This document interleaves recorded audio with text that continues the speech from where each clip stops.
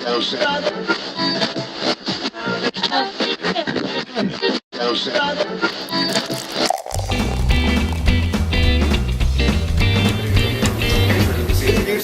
a myth. You don't even exist. You're elusive. I want to be writes. He's a writer. This is a big get right now. This is a big get. School. Okay. Here's the deal. For many, many, many months, I have tried to coerce these two douchebags into doing a crossover episode. Yes, I will not be coerced. I said it with an accent. Because is that a Seattle accent or is that a drunk accent? No, what is that? I think it's both. I think it's Cockney. It's both. Oh, I'll be fucking coerced, man. I'm a big coerced boy, eh? I was in Jake the Ripper. So, without further ado, I give you Big Fish, Drink Like a Fish, check his tits out, that's where the advertisement is. And I give you BeerGeekAtl. Now, this is nearly a myth in terms of video beer reviews and opinions. This doesn't happen. This does not happen. You've never seen this. So, but if you're in this market, if you're in the South, you need to follow him on Twitter. Because and you need to follow him on Twitter. And you need to follow him on Twitter. This is the authority right here. What we do is we do more of the reviews, we do video stuff. If you want to learn something, there you go. Probably more this is where we go. When we post something, we're like, what would he say? Oh, no. And for me, I'm like, oh, that's a fail on my part.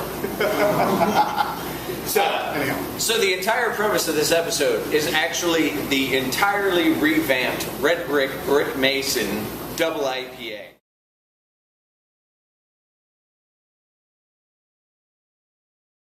This was originally released 1 year ago, 2011. Came in at 9% alcohol by volume and Lord knows what IBUs because they're still working on their labeling process. This year, however, it comes in at 9% alcohol by volume and 75 IBUs, according to the brewer we just talked to not so long ago. We are in a privileged position. Yes. Because this is probably some of the freshest of this double IPA that anybody will get to sample. Freshest, tastiest, and all the fruit. Oh wait, that's your intro. Sorry. That's okay. It's all right. Drink a fish. No, you're supposed to drink that. It's like a ziggy-zaggy, oh, kind of a thing. Yes. I'm very good at that. Okay, how would you guys describe the color? For me, for IPAs / double IPAs, I prefer them this color. There are some that are more amber, maybe a little darker. So you like the dark gold color? I love this color for an IPA. If I see anything other than this, I'm like, I know it's going to be malty. Which maybe I'm prejudiced in that sense. I'm color prejudiced in that sense to beer. I don't like the dark beers. But for this particular one, if I see this for the style, if they pour this in, I'm like, yeah. And it's hazy. You can't see through it. That's what I like, is the heft. A lot of double IPAs, I think, fall within this color range. But the heft is that which prevents you from seeing all the way through it and somebody being able to be like, oh, I thought you had another leg. You know what's great to see? Who? You just cussed on your show. I did. The other thing too is we'll be honest. I mean, we poured these a while ago. It's still it has a little bit of head on there, and it's been the head retention is. It's been many minutes. I mean, we didn't just pour this; it's warmed up a little bit, so we're getting the full flavors on here. But the scent, the aromatic, yes. Yeah, let's get the What do you nairs think on of the color? The color, once again, for a double IPA, spot on. Okay. I like it to be the dark gold. I don't want it to get more toward once it gets more toward the amber part of the spectrum, call it an amber beer, please. Okay. Thank you. Absolutely. So that being said, we poured this probably in excess of a half hour ago. Maybe you did. I've had about 4 beers in a half hour, dude. Well, I mean, I try to promote the idea of moderation. Obviously. Look at how much I have. Are you kidding me? I'm like your pant. Oh, is it a fat joke? I'm leaving. Absolutely. That where it counts. No, that doesn't make sense. No, it makes perfect sense. Wow. It's just you can't point to that area. I would never point to your area. Yeah, I think color-wise, for me, this is, like I said before, it's perfect. And then the scent, I love that citrusy, sort of grapefruity, sticky. The sticky citrus. It's sticky. And I mean, it's tough to describe that as something other than that, but it's juicy. Resiny, yes. Resin is possibly a better word for sticky. Much better. Good for you, Mr. Thesaurus. I reviewed a beer. I read one time and it was good. It was wrestling on. Yeah, this is good. Now, for the Atlanta market, and you can probably speak on this, 10 years ago, this wasn't here, locally. 10 years ago, in the Atlanta market, it was a black hole. I think even a year ago.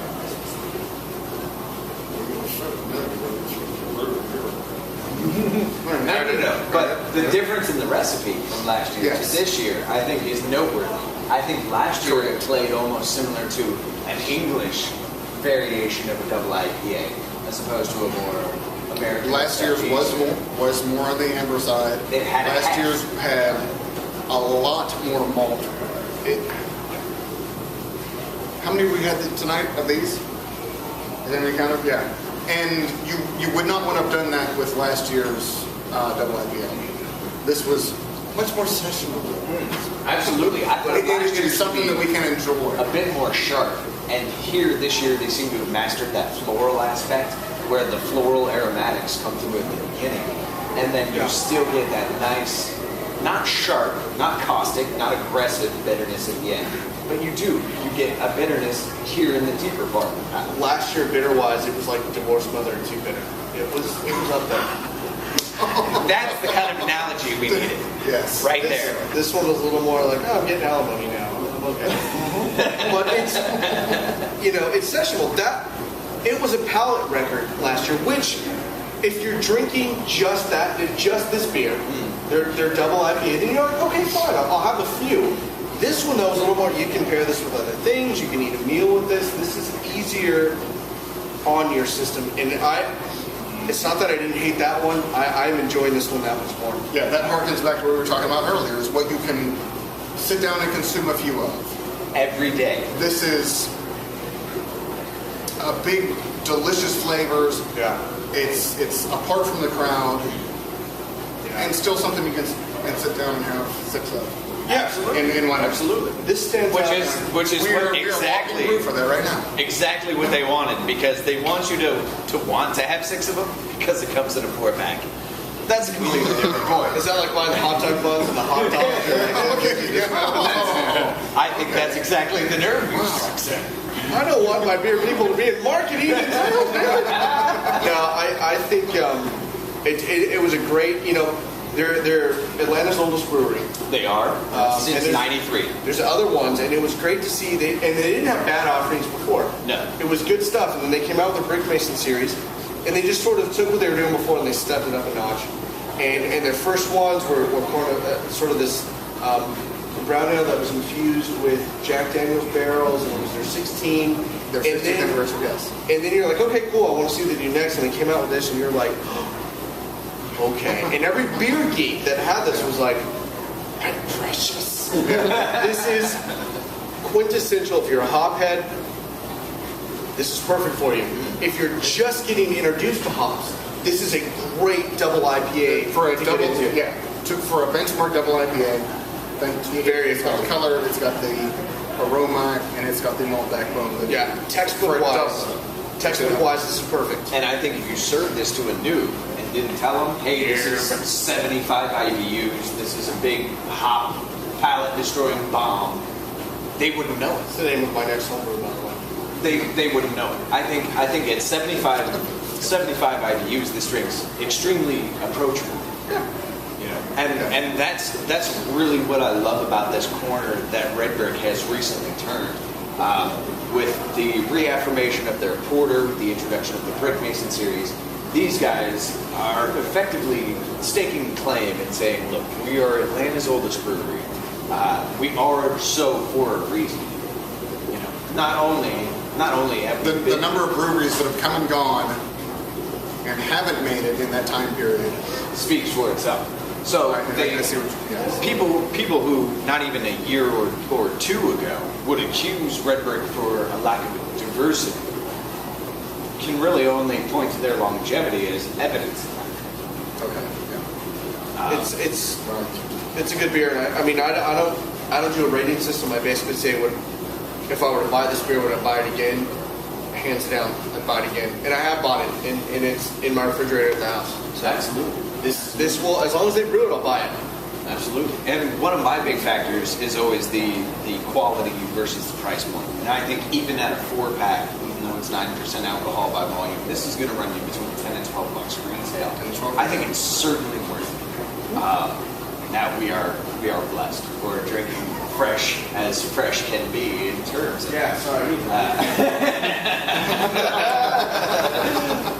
But nonetheless, this one certainly worth the price of admission and certainly worth making the difference in your local economy. Yeah, it's definitely a cure for what ails you. Final thoughts? Anyone? None. We covered it all. I bought it once, I'll buy it again. Fantastic. Here's to Red Brick. Here's to all our American craft brewers. Guys, drink American. Drink independent. Drink the South. Drink to your health. We'll see you next time on the rounds. Drink like a fish. Beer Geek Atlanta. All that ales. How many? Beer Geek ATL. Beer Geek. I said Beer Geek. Did I say Beer Geek ATL? Red Brick Brewing. Red Brick Brewing. Atlanta Brewing Company. I want to thank God for this award. Yes. Hold on. I'm gonna let you finish. But first, I gotta say something. Chad was the best reviewer ever. Oh, that's it. That's fucking phenomenal.